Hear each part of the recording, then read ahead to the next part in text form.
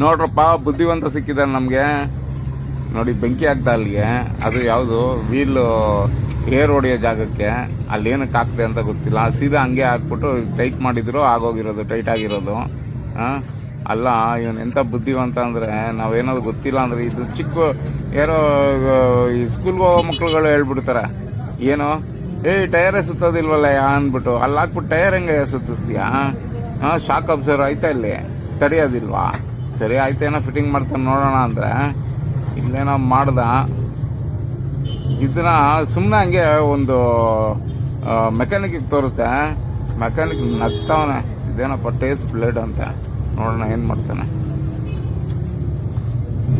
Blade connect ಮಾಡೋಣ, 2 ವೈರ್ನು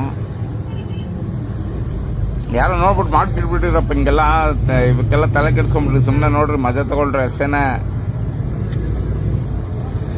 ಆಗ್ತಾ ಏನು ಬೆಂಕಿ ಹಚ್ತಾವನೆ.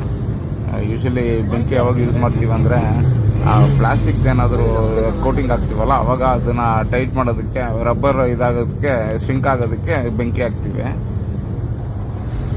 ಅಯ್ಯಯ್ಯಯ್ಯೋ ಲೋ, ಟೈರ್ ಮೇಲೆ ಆಗ್ತಾ ಇದೆಯಲ್ಲ ಬ್ಲೇಡ್ನ, ಕರೆಂಟ್ ಹೆಂಗ ಕೊಡ್ತೀಯಾ ಆರ್ ನೋಡಿಯಕ್ಕೆ?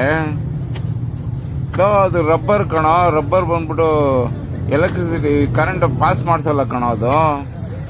ಆನ್ ಮಾಡಿದಂತೆ ಹಾರು ನೋಡಿದಂತೆ ಹಾರು ನೋಡಿತಂತೆ. ನೋಡ್ರಪ್ಪ ಹೆಂಗೆ ಕತೆ ಇವನೇ ನೋಡು, ಅಲ್ಲಿ ಶಾಕ್ ಅಬ್ಸರ್ವ್ ಐತೆ, ಅದು ಹೆಂಗೆ ವಿಲ್ ತಿರ್ಗಿಸ್ತೈತೆ, ವಿಲ್ ತಿರ್ಗಿಸ್ತೋರ್ಸೋ ಒಂದ್ಸತಿ. ಇವನೇ ಪೆಂಗ್ ನನ್ನ ಮಗ ಬುದ್ಧಿವಂತ.